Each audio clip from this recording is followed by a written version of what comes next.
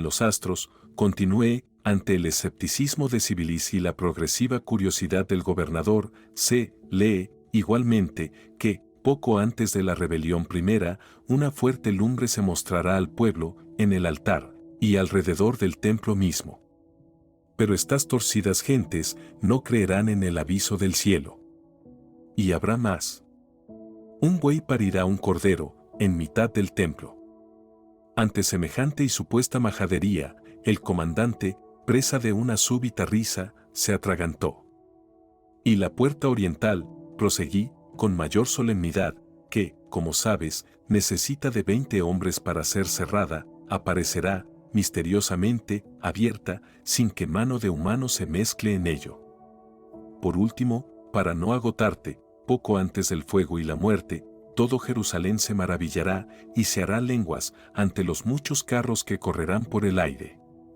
Hubiera podido añadir más señales, los textos de Josefo son excepcionales en este aspecto, pero lo estimé innecesario. Poncio estaba boquiabierto. La presencia, en el tetrastilum, de 2 mancebos, le sacó del trance. Mientras uno hacía sitio, entre los restos de la comilona, el que había recibido el encargo, depositó, sobre una de las mesas, la bandeja de madera que portaba. En ella vi una cajita de hueso labrado, una masa de reducidas proporciones y una copa de plata de ancha boca. En su interior distinguí un puñado de perlas. El gobernador los despidió con un gruñido. Peleó por acercarse a tan extraño encargo, pero su abdomen, duro y cargado como un odre repleto de pez, se resistió. Las sucesivas intentonas agitaron su estómago, eructando cavernosamente. Al fin consiguió su propósito y, destapando la cajita hacia sí, sonrió satisfecho. Acto seguido, tomó una de las perlas, la examinó entre los cortos y abarrilados dedos y, con un suspiro de resignación, fue a situarla en el mantel. El centurión llenó las copas y, con la mayor naturalidad, como si se tratase de una costumbre rutinaria y sabida, agarró la masa, propinando a la perla un terrible golpe. El nácar blanco, agrisado, de buen oriente, sin duda, destelló lastimosamente. Con 2 o 3 nuevos mazazos, la pieza quedó pulverizada. Y Civilis, servicial, fue recogiendo el polvillo, con la punta de su puñal, espolvoreándolo en el vino. Lo agitó, y se lo ofreció a su jefe. Salud. Lástima de 1000 sestercios. Poncio apuró el brebaje, eructando nuevamente. Comprendí. Si no recordaba mal, las perlas, que no son otra cosa que un aragonito, contienen un alto porcentaje de carbonato de cal, un 84%, una sustancia orgánica que proporciona el color, la congilalina, en un 13% y un 2,85% de agua. El primero, el carbonato cálcico, es una sal y se usa, habitualmente, como antiácido, absorbente y antidiarreico. Supuse que el efecto antiácido de la perla aliviaría su pesada digestión. Y, recordando que es insoluble en agua y alcohol, me atreví a recomendarle que, en lo sucesivo, lo tomara a palo seco. Poncio desconocía mi faceta como sanador y, entre los vapores del caldo, me propuso que me alistase en su plantilla de médicos. Prometí meditar tan atractiva sugerencia, mientras ultimaba los negocios que me reclamaban en la Galilea. La reunión tocaba a su fin. Pero, antes de despedirnos, Pilato, en muestra de agradecimiento, puso en mis manos la misteriosa cajita de hueso. Le miré, sin comprender. Ábrela. Es para ti, con mi reconocimiento. Repetí la reverencia y obedecí, intrigado. El estuche contenía una esmeralda, con una anémona tallada. La examiné entre vivas muestras de alegría y gratitud. Y el mareado gobernador se inflamó de orgullo y satisfacción. Lo que procuré ocultar, por supuesto, fue mi decepción. Al levantarla y dejar que los rayos del sol la iluminaran, me di cuenta que se trataba de una habilidosa falsificación. Sin duda, una crisoprasa. Pero, como digo, me cuidé, muy mucho, de contrariar al ufano anfitrión. Prometió recibirme en Cesarea, de acuerdo con lo convenido, y, tras solicitar su permiso para interrogar a la patrulla que había montado guardia en el sepulcro del Nazareno, nos retiramos de su presencia. A decir verdad, mi entrevista con 6 de los 10 infantes, 4 se hallaban de servicio en las torres, tampoco arrojó nuevos datos sobre el suceso. Civilis, siempre presente, constituyó una inestimable ayuda. Pero los mercenarios no supieron explicar lo ocurrido.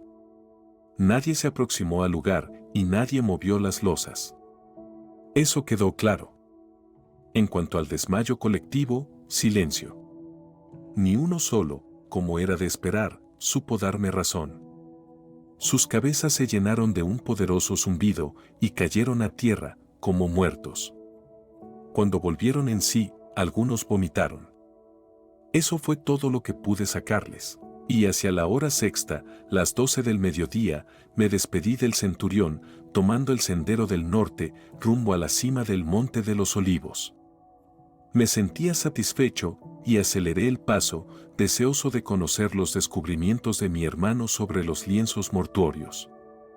En cierto modo, el aullante viento del este nos benefició. Las gentes no se arriesgaban a salir de la ciudad, y mi segunda entrada en la cuna fue rápida y sin tropiezos. Hacia las 12:30, casi a las 24 horas de haberlo abandonado, con la ayuda de las crótalos, distinguí la estructura del módulo, luminosa, firme y altiva sobre el calvero pedregoso, como una bandera de paz, de otro tiempo y de otros hombres. Pobre tonto. Mi hermano pasó a informarme sin demora. Era mucho lo que había descubierto, y más aún lo que iría surgiendo con el paso de los días. Ahora, por estrictas razones de economía y eficacia, haré mención tan solo de algunos de estos hallazgos. Tiempo habrá de volver sobre el asunto, espero. Uno de los datos que no quiero pasar por alto es el peso, textura y dimensiones de la sábana que sirvió para envolver el cadáver del Hijo del Hombre. Exactamente, 234 gramos por metro cuadrado. Es decir, contemplando sus 4,36 x 1,10 metros, obtuvimos un total de 1 kilo y 123 gramos. El tejido, opaco y espeso, resultó muy irregular, tanto en el hilado como en la textura. Esta era del tipo de sarga, también conocido en la actualidad como modelo de raspa de pez, con una media de 40 hilos por centímetro cuadrado en la urdimbre y 30 en la trama. Eliseo contabilizó 27 inserciones por centímetro. Con el apoyo del microscopio y en ampliaciones de hasta 5,000 aumentos, confirmó la naturaleza de la fibra, lino, con solitarias y escasísimas presencias de algodón del tipo Herbaceum. Posible procedencia: el centro comercial de Palmira, a 10 jornadas de Jerusalén. Quizá estos informes puedan parecer poco importantes, pero, en nuestra opinión, lo son. En especial porque coinciden, yo diría que son los mismos, con los análisis verificados sobre el ya mencionado lienzo o sindone que se guarda en la ciudad de Turín. Así de rotundo. Como decía el maestro, el que tenga ojos, que vea. Gracias al microscopio Ultropac y a las avanzadas técnicas espectrofotométricas de que disponíamos en la cuna, fue posible identificar en la sábana restos de orina, sudor, así como otros compuestos orgánicos, fundamentalmente ungüentos. Resultaría prolijo y agotador enumerar la constelación de datos resultantes de estas prospecciones. Me limitaré, en consecuencia, ya que estos escritos solo tienen una finalidad descriptiva, a constatar aquellos descubrimientos que llamaron nuestra atención. Por ejemplo, hablando de la orina, presente entre los hilos del lienzo a raíz, sin duda, de la relajación de esfínteres, su concentración era muy elevada, con un considerable índice de potasio, un exceso de azúcar e, incluso, restos de proteínas, derivadas segaramente de la mioglobina. En resumen, una orina muy ácida, señal de algo que ya conocíamos, del tremendo sufrimiento de aquel hombre durante su pasión y muerte. El sudor, más abundante que las muestras de orina, era inequívoco. Los niveles de cloro y potasio, sobre todo, aparecieron igualmente altos. También detectamos algo de colesterina, ácidos grasos y vestigios de albúmina y urea. Aquellos restos de las glándulas sudoríparas, sebáceas, etc., eran otro signo inequívoco de la rigidez cadavérica que afecta en primer lugar a los órganos de musculatura lisa. No pudimos encontrar, en cambio, vestigios de esperma. En los ahorcados, como también es sabido, suele darse con frecuencia. Aunque lo habíamos constatado personalmente, las experiencias con espectrofotometría de absorción y las llevadas a cabo con el sistema de cromatografía de gases nos proporcionaron las pruebas definitivas y científicas de que la sábana en cuestión había contenido un cadáver, con evidentes manifestaciones de una primaria putrefacción. Aún hoy en día, numerosos científicos e historiadores siguen cuestionándose si Jesús de Nazaret murió realmente en la cruz o si la resurrección no fue otra cosa que una súbita reanimación de un cuerpo gravemente herido. Hallamos igualmente algunos cabellos, a los que me referiré en breve, y que, con los ensayos verificados sobre el sudor y, obviamente, sobre los coágulos de sangre, nos permiten creer que el tipo sanguíneo del Rabí de Galilea era AB. Y entre otros restos de origen natural, partículas de polvo, mineralógicas, especialmente calizas en Omanía, margocalizas en Oniena y arenisca, y fragmentos aislados de tejidos vegetales, acertamos a identificar un elemento que, meses después de nuestro definitivo retorno a 1973, pudo ser descubierto sobre la urdimbre del referido lienzo de Turín, confirmando así nuestras sólidas sospechas, en el sentido de que ambas sábanas son una misma pieza. Me estoy refiriendo a los granos de polen. Quizá, por nuestra inexperiencia y por la lógica falta de tiempo, el catálogo levantado por Eliseo fue más corto que el ofrecido por el gran palinólogo y reconocido criminalista Max Frey, de Suiza. Con la ayuda del microscopio óptico, lástima no haber dispuesto de uno electrónico, fue posible identificar gránulos de polen de plantas desérticas, en especial de las regiones del Negev, iris y tulipanes rojos, de las que abundaban en la selva del Jordán e, incluso, de las que alfombraban los estratos sedimentarios de las altas tierras del norte, sobre todo, de las laderas que confluyen hacia el lago de Tiberíades. Cuando tuve conocimiento de las investigaciones del señor Frey, me apresuré a remitirle los nombres y características de algunos de los especímenes de polen hallados por nosotros. La información, al ser lógicamente anónima, quizá fue interpretada como la obra de un bromista. El caso es que nunca supe si el palinólogo tuvo ocasión de profundizar en sus interesantes descubrimientos, verificando la presencia del polen que yo, personalmente, le anuncié podría llegar a detectar, de la misma forma que había diferenciado otras 48 plantas. Estoy seguro que, en el futuro, cuando la Iglesia Católica dé luz verde para investigar directamente sobre la síndrome de Turín, lo que aquí queda escrito pueda ser ratificado. Bastaría con efectuar un barrido superficial sobre el lino para que la palinología refrendara mis palabras. Naturalmente, lo que nosotros no pudimos encontrar fueron granos de polen de las regiones por las que, al parecer, peregrinó la síndrome, Turquía, Francia, Italia, etc. El capítulo de los cabellos encontrados en el lienzo, así como el mechón del cuero cabelludo que logré ocultar, después de la salvaje paliza que recibiera el maestro durante los interrogatorios en el pequeño Sanedrín, merecen una especial atención. Tras someterlos a un examen preliminar a base del microscopio Ultropac y a otros estudios complementarios con el fin de establecer índices, estado de las células y de las médulas, así como de los componentes orgánicos e inorgánicos, confirmamos lo que ya sabíamos y nos sorprendimos con otras informaciones que ignorábamos. Los cabellos anclados en el lino, rectos y de diámetro uniforme, eran, en su mayoría, de la cabeza. Encontramos también unos pocos ondulados y de diámetros variables, de 3 centímetros de longitud y 60 micras de media, que posiblemente procedían del tronco o de alguno de los miembros. Algunos presentaban un claro traumatismo, falta del bulbo en la raíz, como en el caso del mechón, que evidenciaba que habían sido arrancados. Y aunque no necesitábamos confirmarlo, el índice medular inferior a 0,30, la red aérea finamente granulosa y las células medulares invisibles sin disociación manifestaron que se trataba de cabello humano. En los animales, por ejemplo, el índice medular es superior a 0,50. Tras llevar a cabo un corte transversal del pelo y una inclusión de celoidina, aparecieron datos suficientes para resolver el problema de la raza blanca. Mediante los exámenes morfológicos, el estudio de la cromatina de Barr y la fluorescencia del cromosoma Y, vimos, igualmente algo que no necesitábamos demostrar: los cabellos eran de un varón y de una fortísima y acusada masculinidad. En general, como saben los médicos forenses, los pelos femeninos son más gruesos que los de los hombres.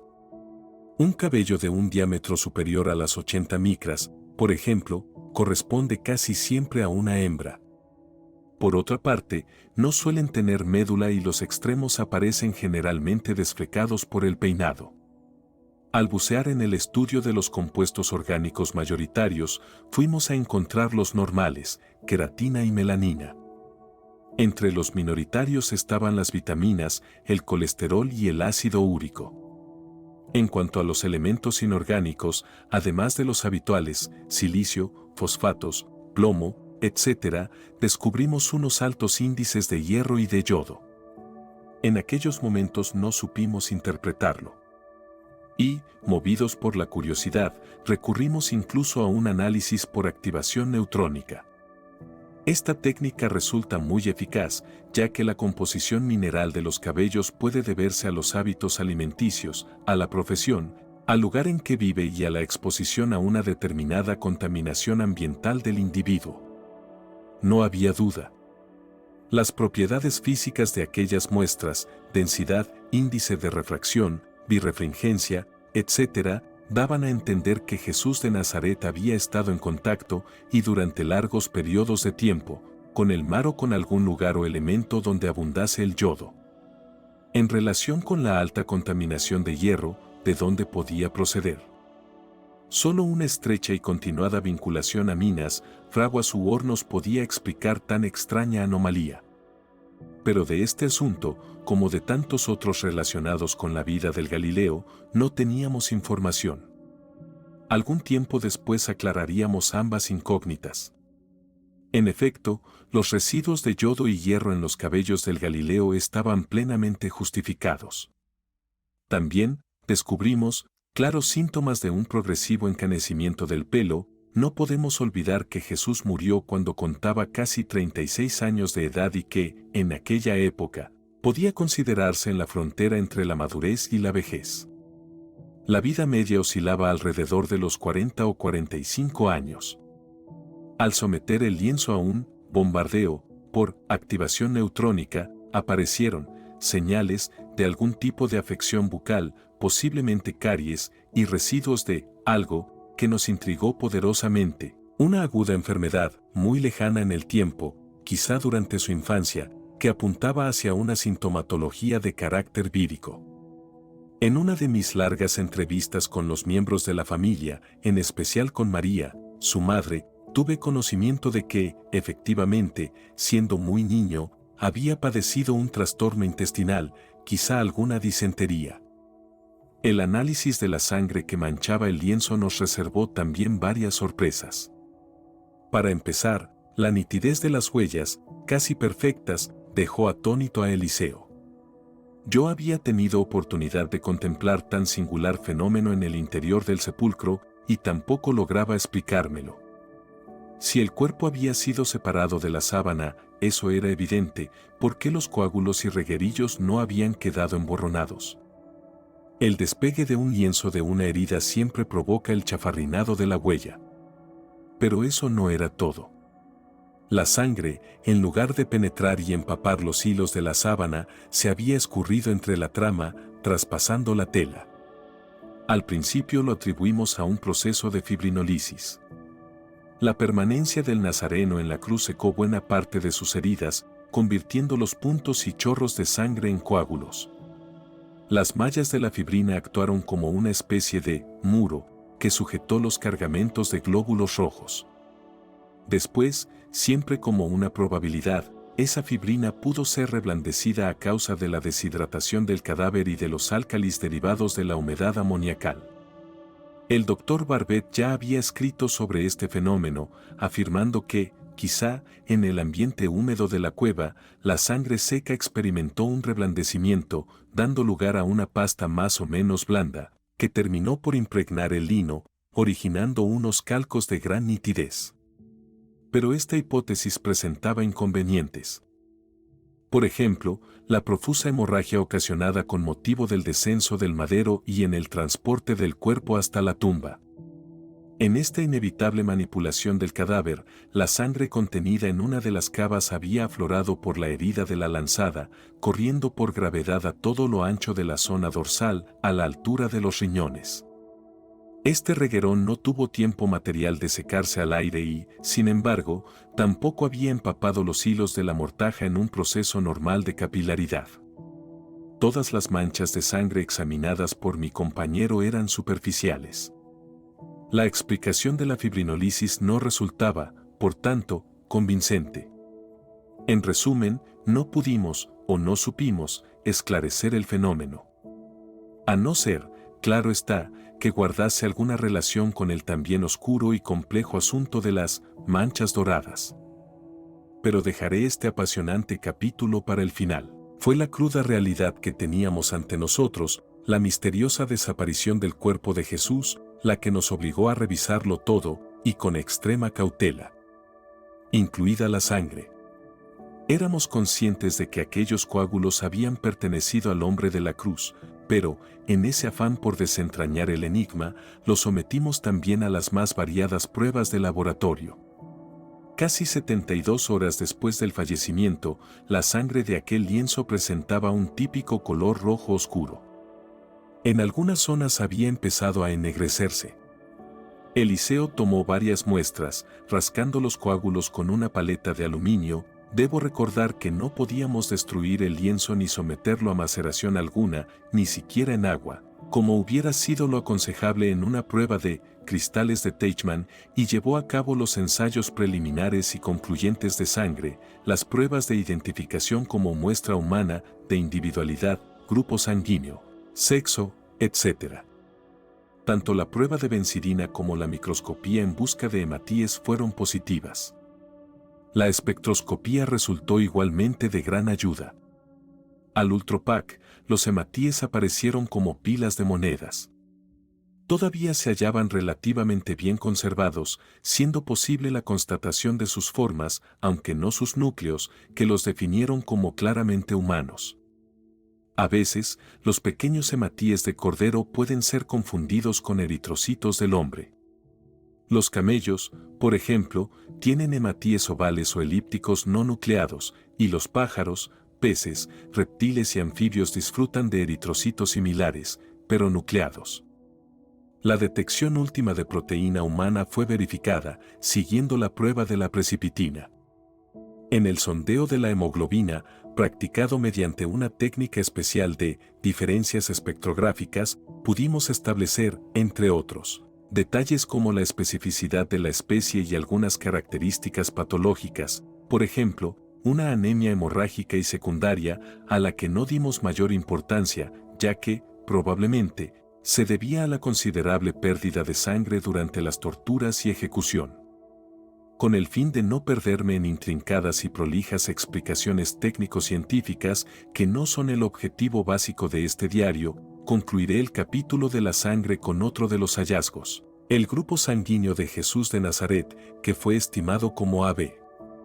Entre los muchos procedimientos existentes para tal menester se eligió el llamado test de Nichols Pereira, que permite una segura y excelente identificación en manchas secas, siguiendo el principio de aglutinación mixta.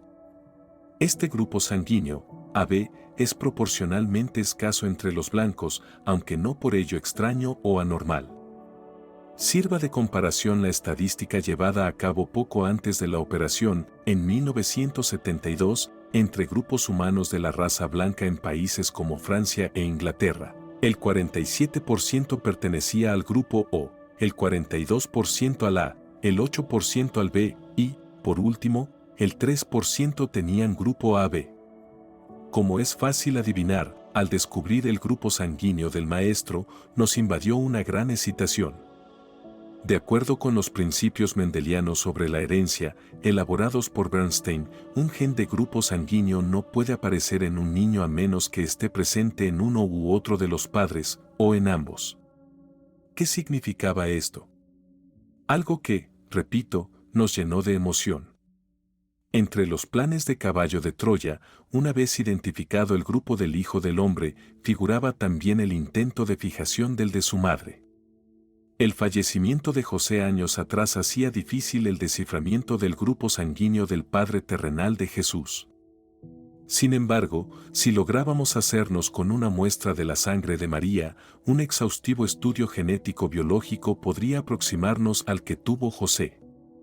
Y, aunque pueda sonar a blasfemo, desde un punto de vista puramente científico, el hipotético hecho de encontrar genes comunes a los del Nazareno en sus respectivos progenitores, tanto del tipo A como del B, podría quizá arrojar mucha luz sobre el controvertido dilema de la concepción virginal de María.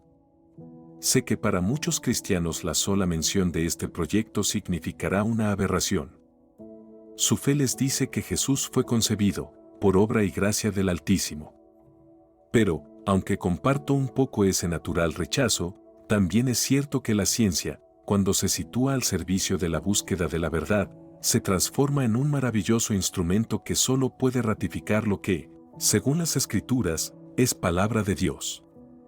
Entiendo que el miedo a la verdad puede ser una de las peores debilidades del hombre. Por eso aceptamos tan delicada y apasionante misión. Naturalmente, como científicos, partimos de la única base de la que podíamos arrancar, no considerar el teórico origen divino del Maestro, y nos centramos en el estudio como si se tratase de un humano más, sujeto, en principio, a las ya referidas leyes de la herencia. Yo, convencido de la divinidad de mi amigo, Jesús, fui quizá quien más sufrió con este experimento. Pero el resultado mereció la pena y hablaré de él extensamente en su momento. Por último, los exámenes sobre las muestras de sangre confirmaron lo que ya habíamos descubierto en los estudios de los cabellos de Jesús, pero corregido y aumentado. El apartado del sexo, como ya dije, fue espectacular. Eliseo puso en práctica la metodología de Sech, demostrando que las manchas con fluorescencia y positiva, halladas en la sangre del Nazareno, correspondían a un individuo de sexo masculino con una acentuada masculinidad. Algo que, como ya dije, no hacía falta demostrar en laboratorio. Y, para terminar este apresurado repaso a algunos de los descubrimientos practicados sobre el lienzo mortuorio, seguramente me veré obligado a volver sobre ellos cuando escriba acerca de las sensacionales aventuras que nos tocó vivir en las siguientes fases de la misión. Me referiré al que, desde mi óptica, fue el más increíble y trascendental. Lucharé por ahorrar explicaciones técnico-científicas, procurando ir al corazón del asunto.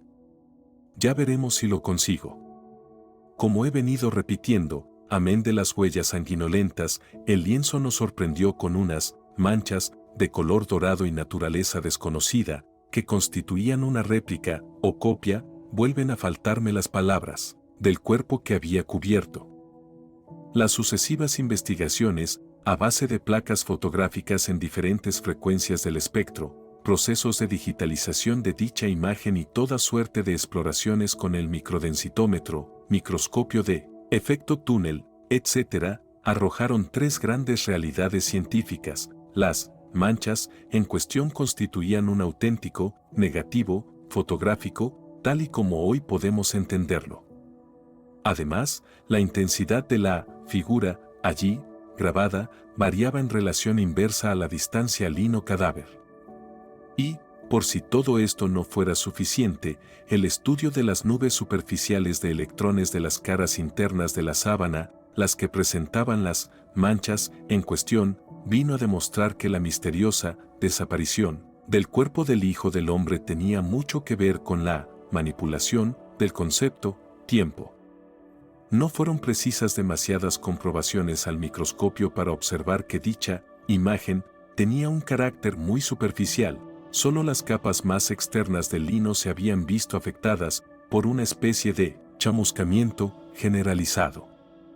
Aquello nos confundió aún más. ¿Qué había sucedido en el interior de la tumba? ¿Cómo explicar racional y científicamente que un cadáver hubiera podido abrazar la sábana que le cubría? Y seguimos profundizando, cada vez más confusos y admirados. La increíble réplica en negativo del cuerpo de Jesús era absolutamente estable. Con sumo cuidado la sometimos a altas y bajas temperaturas, así como a la acción del agua, pero fue inútil. No hubo cambios ni alteraciones. Además, de acuerdo con las técnicas de análisis de Fourier, descubrimos que no existía un solo signo de direccionalidad. Sabíamos ya, por lógica y por la exploración microscópica, que las manchas no contenían restos de pigmentos de pintura de ningún orden, ni mineral, ni vegetal, ni mucho menos sintéticos. Las placas con radiaciones infrarrojas terminaron de confirmarlo. Aquello, Dios mío, no tenía nada en común con una pintura. Y empezamos a intuir el posible origen de la imagen, pero no quisimos precipitarnos. La digitalización de ambas grandes manchas, la frontal y la dorsal, convirtió la imagen en millones de dígitos. Solo el rostro arrojó un total de 160.000 señales luminosas. El estudio de esa conversión demostró que la imagen contenía una información oculta. Una información que, lo confesamos humildemente, apenas si ha sido descifrada. De momento quedamos estancados en el hecho indiscutible de que se trataba de una imagen tridimensional. La pregunta clave de aquel laberinto era una. Inconscientemente, nos la fuimos planteando desde los primeros pasos de la investigación, ¿qué o quién había sido capaz de modificar la textura superficial de las caras internas de la sábana, hasta formar una imagen tan singular? Sé que parece cosa de locos, pero, en parte, la respuesta apareció al explorar las superficies de las manchas doradas mediante el providencial microscopio de efecto túnel. En nuestro caso, al contrario de lo que afirmaba el físico Wolfram Pauli, la superficie fue inventada por el diablo, la superficie fue la puerta que nos abrió el camino de la divinidad. Trataré de explicarme, aunque no será fácil. Para Pauli, su frustración arrancaba de un hecho que, en su época, casi constituía un principio físico inalterable: la superficie de un sólido era la frontera entre este y el mundo exterior. En parte tenía razón. Mientras un átomo situado en el interior de un cuerpo sólido aparece rodeado por otros átomos, uno de la superficie, como han explicado perfectamente los ilustres especialistas Gerd Bennig y H. Rohrer, puede interaccionar con otros átomos de la misma, o con los que estén inmediatamente debajo de ésta. En consecuencia, las propiedades de la superficie de un sólido difieren drásticamente de las del interior. Así, los átomos de la superficie se colocan con frecuencia en un orden geométrico distinto del de los otros átomos del sólido, minimizando la energía total del sistema. En virtud de este tipo de procesos, las estructuras superficiales poseen tal complejidad que han resistido, incluso, una descripción teórico-experimental precisa. Pero, gracias al excelente microscopio de efecto túnel, es posible explorar esas diabólicas superficies de los sólidos, viendo, incluso, los átomos de uno en uno. Y esto, por emplear términos infantiles, fue lo que hizo mi hermano en el módulo. A él se debe lo que, en principio, pudiera ser el primer paso en la ya imparable carrera de la investigación científica en torno a la resurrección del Maestro. Quizá las futuras generaciones de científicos le hagan justicia. Con una punta de tungsteno en el microscopio de efecto túnel, fue recorriendo la muestra. En este caso, naturalmente, el paño de lino, más exactamente, las superficies en las que se dibujaba la fantástica imagen de un cuerpo martirizado. Mientras dicha punta barría la sábana, un mecanismo electrónico de realimentación fue midiendo la corriente de túnel, manteniendo el espolón a una distancia constante sobre las nubes atómicas de la superficie. Ese movimiento de la punta fue leído y almacenado por Santa Claus, apareciendo, simultáneamente, en una de las pantallas directamente conectada con el ordenador central. Así se obtuvo una imagen tridimensional de la nube en superficie. Para que nos hagamos una idea de esta maravilla, una longitud de 10 centímetros en las manchas o imagen venía a representar una distancia de 10 angstroms en la superficie, consiguiéndose aumentos de hasta 100 millones. Pues bien, nada más delinear la topografía atómica de la imagen. Santa Claus casi se volvió loco. La composición de las nubes que flotaban sobre aquellas áreas del lienzo era básicamente distinta a las del resto de la sábana que no contenía este tipo de manchas doradas. Pero el dato revelador, el que nos trastornó, vino dado por la posición de los ejes ortogonales de los Weibels de dicha colonia cuántica. Se hallaban alterados.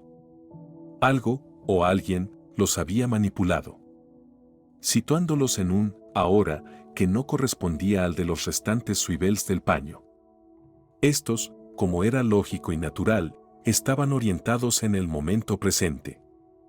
Aquellos, en cambio, conservaban una inversión axial bien conocida por nosotros. No estoy autorizado a desvelar la tecnología utilizada para reconocer esta clase de cambios en las anteriormente definidas y familiares unidades cuánticas elementales que llamamos Weibels. En el fondo, es lo de menos. Lo cierto y trascendental es que estábamos ante un suceso único. A partir de ahí, con la ayuda del computador central, fuimos atando cabos, llegando a una conclusión, tan teórica como provisional, naturalmente, que explicaría con cierta lógica la misteriosa desaparición del cadáver de Jesús. Al menos, una parte del enigma, los tejidos blandos. Los Weibels de todas las nubes atómicas situadas sobre la superficie de la imagen se hallaban estacionados, y sigo empleando palabras excesivamente pueriles, en un ahora que, en aquellos momentos, abril del año 30, podría ser definido como el futuro. ¿Qué significaba este hallazgo? Solo encontramos una explicación satisfactoria, que el cuerpo del maestro había sido sometido a un intenso y vertiginoso proceso de aceleración de su natural descomposición. Si ésta, de acuerdo con las características del lugar de enterramiento, de la constitución fisiológica del cadáver y de otros parámetros bien conocidos de los forenses, hubiera seguido un curso normal y humano, la transformación de los restos mortales en polvo habría llevado un tiempo cronológico variable.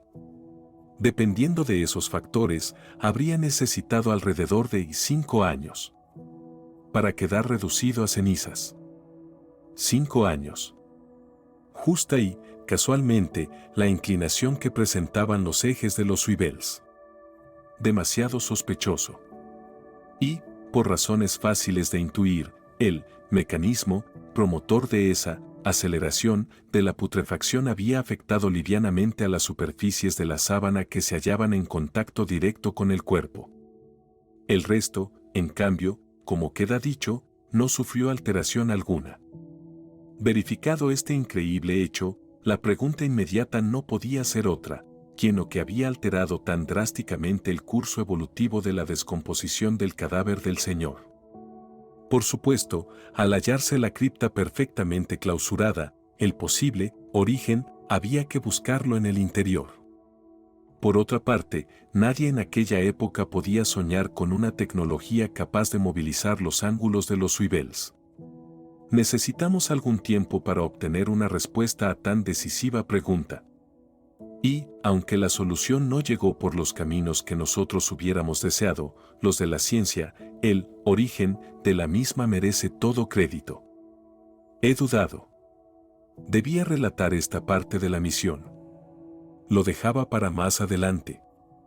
Finalmente, he creído que, aunque llegará el momento de contarlo en extensión y profundidad, estoy obligado a ofrecer un escueto avance. Días más tarde, en las altas tierras de Galilea, en el transcurso de una de las inolvidables conversaciones con el resucitado, He dicho bien, conversaciones, recibimos una explicación al fenómeno que nos intrigaba. Por lo que pude deducir, no hay tecnología en el mundo capaz de medir o detectar las fuerzas espirituales que fueron directamente responsables de la liquidación del cuerpo del rabí.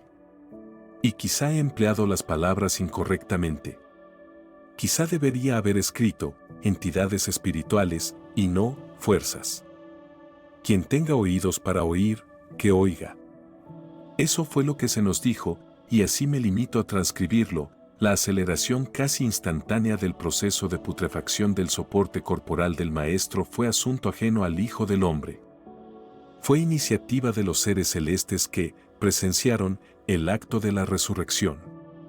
Fueron ellos quienes, una vez consumada dicha resurrección, removieron las piedras que cerraban la cripta. Pero nadie los vio. Hasta aquí lo que, por el momento, puedo decir. Esto, a su vez, cambió nuestro concepto de la resurrección propiamente dicha. Lo adelanté tímidamente en páginas anteriores.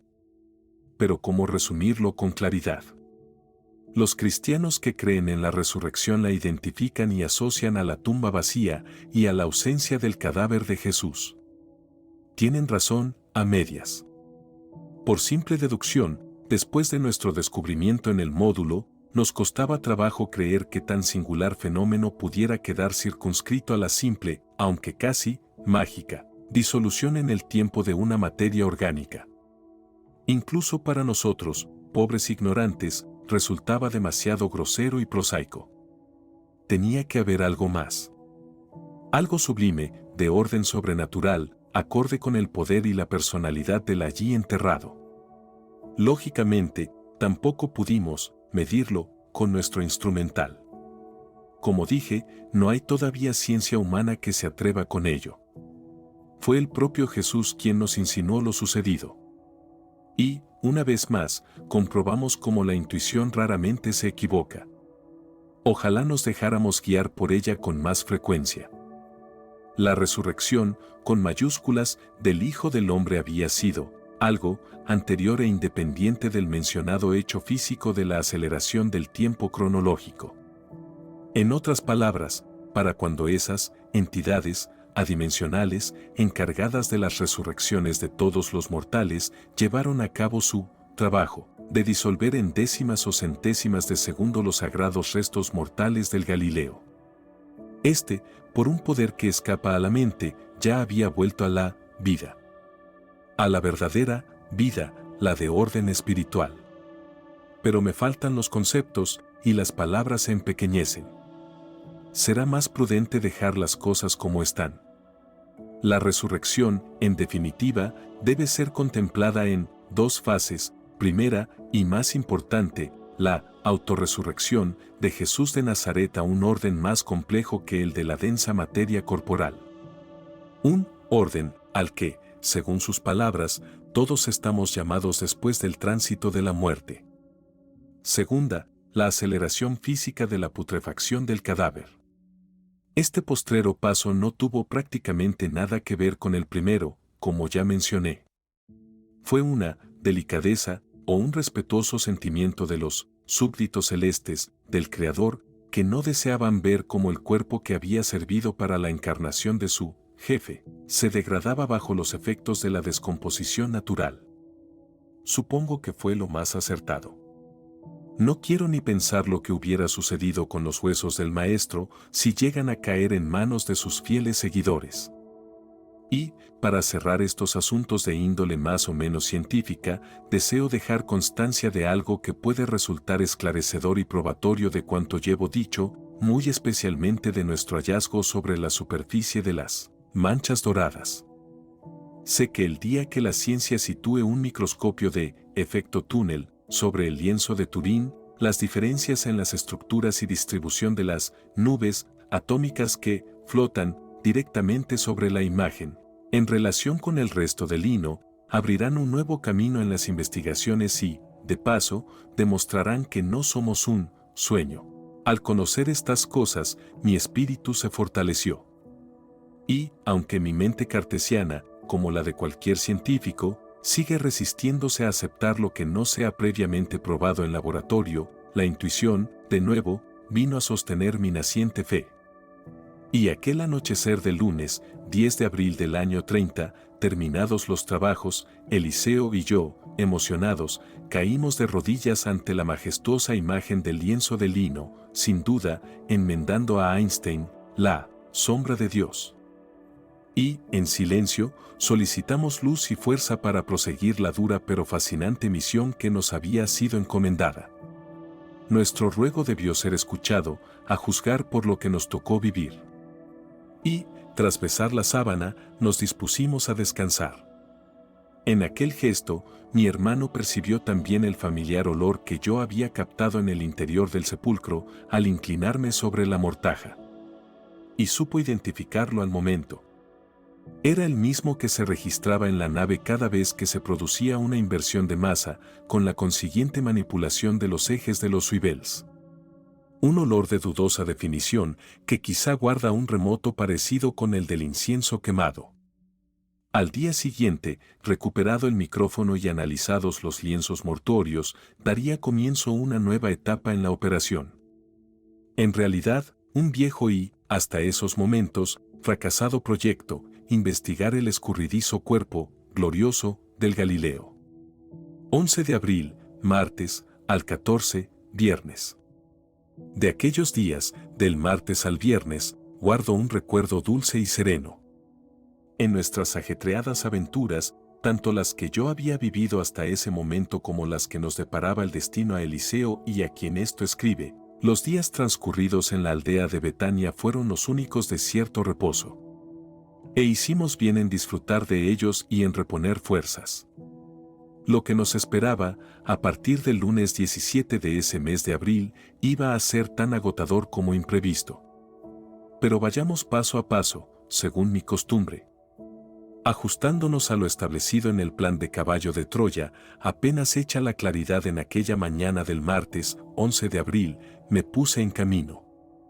Las 4 o 5 horas de sueño no habían sido suficientes, pero me di por satisfecho con el desayuno, a la americana, que, solícito como una madre, tuvo a bien prepararme mi hermano.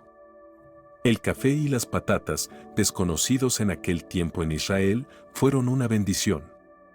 Y, con los lienzos mortuorios prudentemente ocultos bajo mi túnica, me encaminé hacia la quebrada donde habían sido arrojados por el siervo del Sanedrín. La meteorología no varió en aquellas horas. El viento racheado del este seguía soplando pertinaz, doblando las columnas de humo de los animales sacrificados en el templo, tiznando y apestando la ciudad con un desagradable tufo a carne quemada.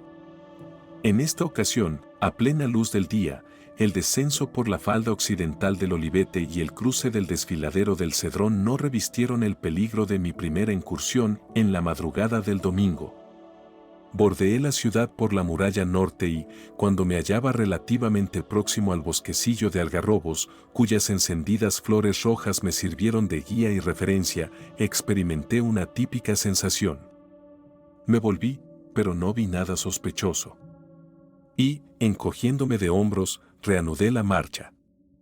Sin embargo, el extraño desasosiego, como si alguien me siguiera, no desapareció. Temeroso de que pudiera tratarse de algún esbirro del Sanedrín o, incluso, un agente del gobernador, llegué a ocultarme entre la maleza, dispuesto a salir de dudas. No lo logré, quizá me estoy volviendo excesivamente receloso, me tranquilicé. Días después comprobaríamos con espanto que la supuesta persecución había sido real, forzándonos incluso a adelantar el despegue de la cuna rumbo a la Alta Galilea. Además, continué con mis razonamientos, mientras me deslizaba sigiloso hacia el fondo del peñascal. ¿Qué interés podría tener para Poncio o para Caifás y su gente el seguir a un inocente e infeliz comerciante griego? El incidente desapareció pronto de mi memoria. Deposité los lienzos en el lugar donde los había encontrado, procurando envolverlos en forma de hato, tal y como habían sido dispuestos por el sirviente del sumo sacerdote. Todo debía guardar una apariencia de normalidad. Como si nadie los hubiera tocado desde aquella mañana del domingo. Así lo exigía nuestro código. Antes de retirarme, mientras contemplaba la mortaja, no pude evitar unos tentadores pensamientos que, supongo, no habrían gustado a Curtis. Era una lástima que aquel tesoro, cargado de la evidencia física y constatable de un más allá, pudiera perderse o destruirse. Levanté los ojos hacia el cielo azul, distinguiendo con inquietud el planeo circular de algunas aves carroñeras. Quizá córvidos. Entraba dentro de lo verosímil que llegaran a descubrir el manojo de tela, siendo atraídos por el claro olor a sulfídrico, otro de los signos de la descomposición cadavérica del cuerpo del Señor. En ese lamentable supuesto, la valiosa reliquia podría resultar seriamente dañada. ¿Y si hacía caso omiso de las normas de caballo de Troya? ¿Qué podía suceder si, en lugar de olvidarlos, los entregaba a los íntimos del rabí? Me situé en cuclillas frente a la mortaja y, por espacio de varios minutos, mientras acariciaba la tela, luché conmigo mismo. En el fondo, era tan sencillo. Bastaba con pasar por la casa de Marcos o de José de Arimatea y depositarlos en manos de cualquiera de los dos. Es más, seguí pensando, dominado por un creciente entusiasmo, este sería un excelente regalo a presentar a la familia del resucitado. Mi siguiente objetivo, como he dicho, era Betania. La hacienda de Lázaro. ¿Por qué no aprovechar semejante oportunidad y evitar el riesgo de que se perdieran? Los tomé de nuevo entre mis manos y me alcé. Pero, en el último momento, el sentido de la responsabilidad se impuso. Aún a riesgo de que llegaran a malograrse o, lo que era mucho peor, a perderse para siempre, no tenía derecho a interferir en la flecha de la historia. Y, con harto sentimiento, los deposité entre el ramaje, procurando, eso sí, que el fuerte viento no los arrastrase. Dispuse algunas gruesas piedras a su alrededor, camuflándolos bajo un macizo de gamones, de olor tan nauseabundo que eclipsó por completo el del lino. Y, con el sol en ascenso sobre los cerros de Moab, deshice el camino, situándome en la cima del monte de las aceitunas. Mi paso al sur del calvero donde se asentaba la nave fue aprovechado por mi compañero de venturas y desventuras para recordarme que dedicaría aquella y las jornadas siguientes a una mayor profundización en los datos, recogidos en las investigaciones sobre el lienzo, y que, aunque se encargaría de refrescar mi memoria, no debía olvidar mi nuevo ingreso en el módulo, previsto para el viernes 14. Los preparativos para la última etapa de la exploración eran sumamente complejos. Por cierto, anunció al cerrar la conexión, Santa Claus y yo hemos descubierto otra asombrosa coincidencia o causalidad, como tú llamas a estos asuntos, en relación al 9. Eliseo sabía de mi curiosidad y, divertido, me dejó con la miel en los labios. No consintió en adelantarme un ápice de lo encontrado por él y por el ordenador central. Después confesaría que el hallazgo había sido cosa de Santa Claus, única y exclusivamente. El picotazo de Eliseo despertó mis recuerdos sobre el curioso asunto del 9 y la vida de Jesús de Nazaret. Y tales pensamientos y elucubraciones acortaron mi descenso por la ladera oriental. No podía comprender el porqué de aquella coincidencia. ¿O no era tal? Un 9 marcaba el nacimiento del rabí. Otro 9, su propia existencia, y, de momento, un tercer 9, su muerte, resurrección y ascensión o desaparición de la tierra, 999.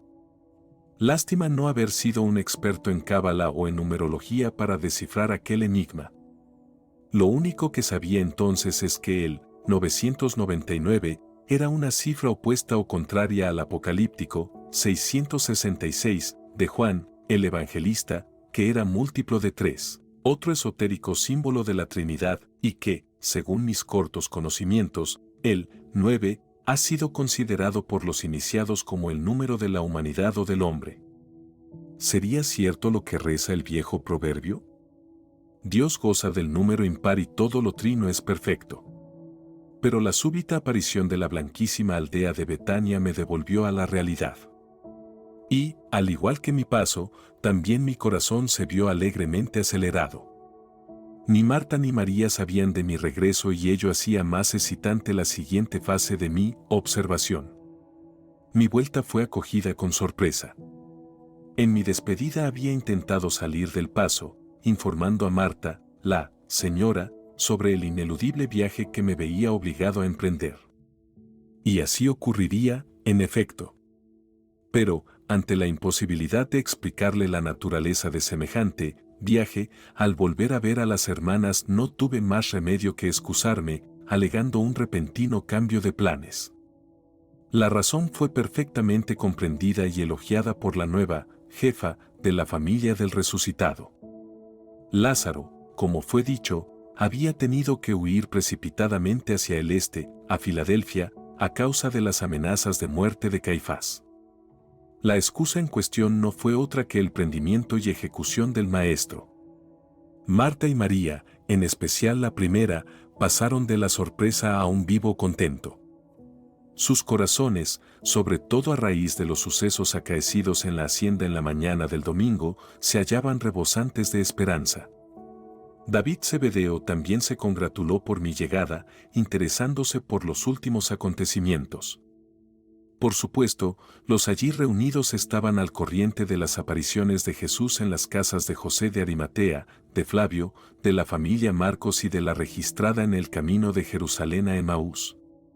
La feliz circunstancia de que me encontrara presente en la última de las manifestaciones del Rabí fue de gran ayuda para quien esto escribe. A lo largo de los días que siguieron a mi retorno a la hacienda de Lázaro, cumpliendo el plan de caballo de Troya, debería desplegar una intensa investigación en torno a la juventud y a los no menos oscuros años que precedieron a la vida pública del Hijo del Hombre. El providencial hecho de contar en la casa con María, la madre de Jesús, y con varios de los hermanos carnales del Rabí, era algo que no podía desperdiciar. Aquellas pesquisas e indagaciones iban a resultar decisivas, como se verá, de cara a la última fase de nuestro trabajo, en Galilea. Mi tenaz seguimiento del Nazareno en sus últimas horas fue tomado por la familia y por los amigos de Jesús como una definitiva prueba de mi amor y celo por el ajusticiado. Y sus corazones, agradecidos en cierto modo, se abrieron de par en par a mis muchas y, en ocasiones, delicadas preguntas.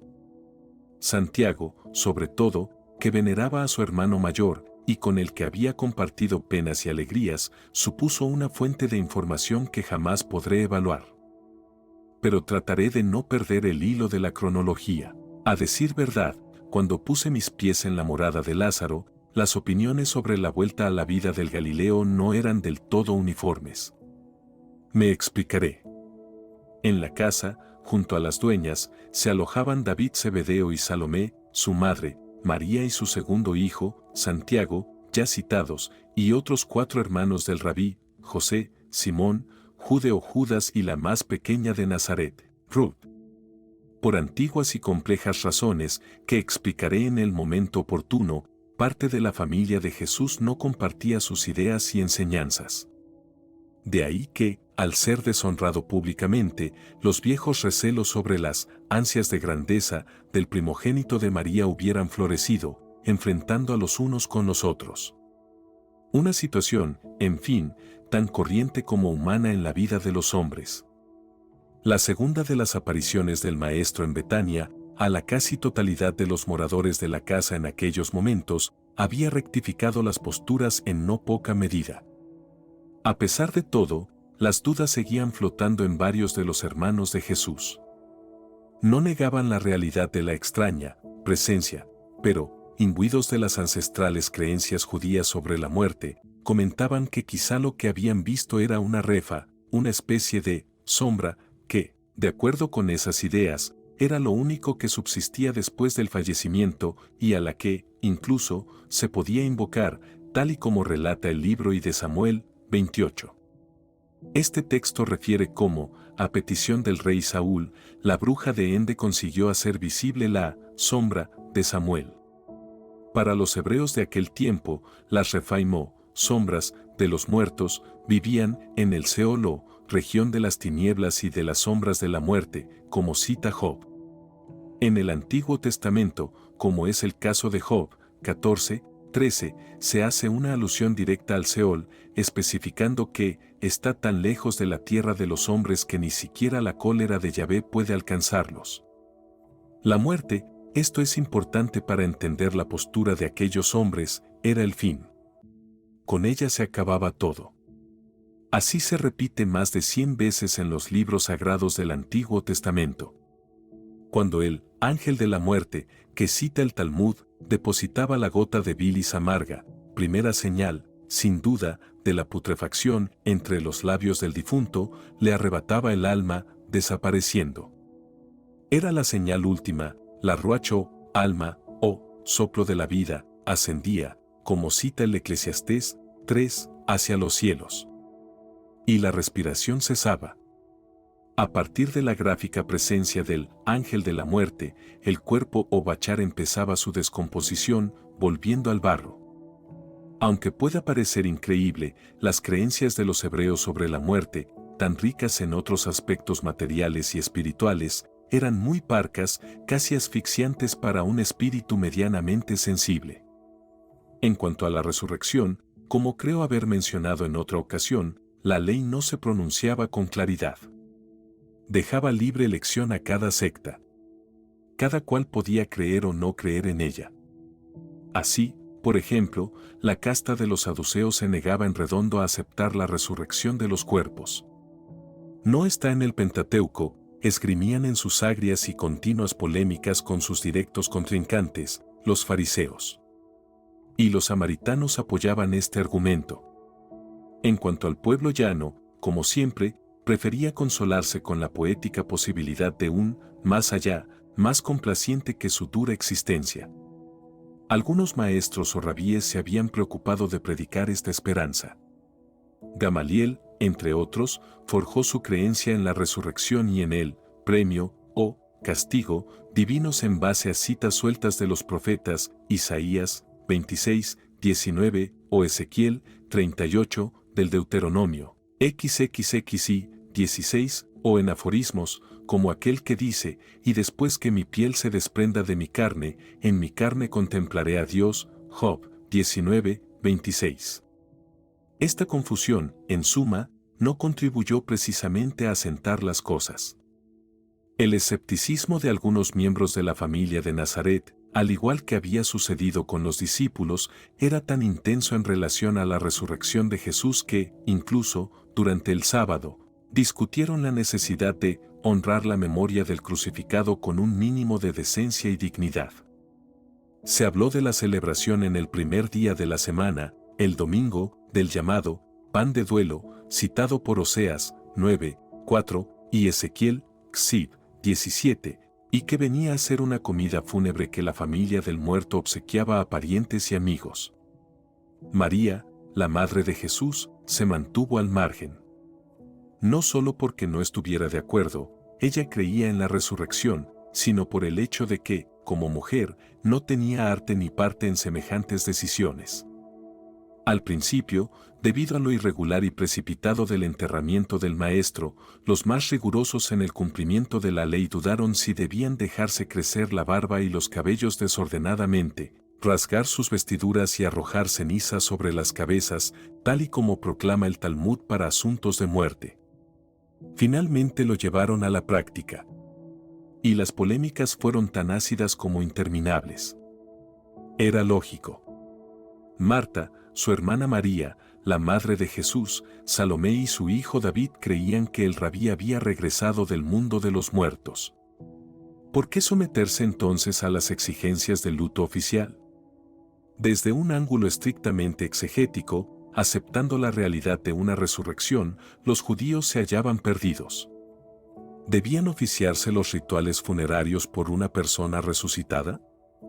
Lo más probable es que, de no haberse producido las apariciones en Betania, la segunda en especial, los escépticos, por llamarlos de una forma caritativa, habrían seguido adelante con los preceptos marcados por la ley para tales casos.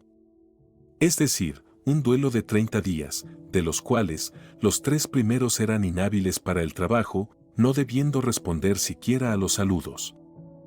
Tampoco podían bañarse, ni afeitarse, ni portar las filacterias para la oración. Y si eran rigurosos en el cumplimiento de dichas normas, vestirían ropas viejas y sucias. Se daban casos de viudas fieles que, en el momento de la muerte del esposo, se colocaban un saco taparrabo de pelo de camello en señal de penitencia, y con él vivían el resto de sus días.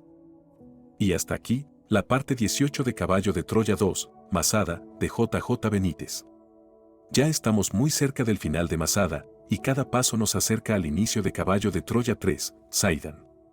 Si esta historia te está atrapando, y quieres seguir descubriendo lo que viene, déjame tu comentario, quiero saber qué piensas, qué te ha impactado más y qué crees que sucederá. Suscríbete al canal Mi Dios Azul, activa la campanita y no te pierdas las próximas partes.